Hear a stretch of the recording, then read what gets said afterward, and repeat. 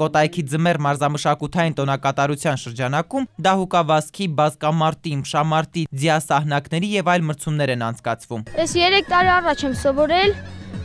որ առաջից բերել էին, չէի կամ լավ քշեի, շատ են գնում, արդեն սովորել եմ, կարող եմ լավ քշեմ։ Միջոցառման մեկնարկը տրված է, շքերթը սկսված։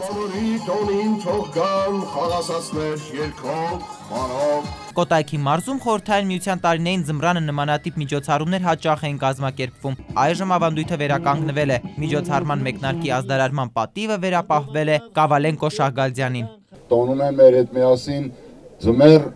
Կոտայք ձմեռ 2014 միջոցառումը։ Զգալով քաղաքացիների ոգևորվածությունը մարզպետը նկատեց մշակութային եւ սպորտային միջոցառումների բաց կա, ապա եւ հավելեց, բայց էլ չի լինի։ Շահգալդյանը խոստացավ այն վերածել ավանդույթի։ Մի միջոցառում անես, որը մտնի մարդկանց հոգու մեջ, հոգու խորքում ամրագրվի, որ փոխանցվի։ Կարծում եմ, այդպեսին կլինի։ Տաղավարներն առողջ մրցակցության մեջ են։ Ում դհոլն ավելի ուժեղ ձայն կհանի, ում ակարդեոնն ավելի նազանքով կպարի։ Մեր համայնքի համար մի հատ երաժշտություն։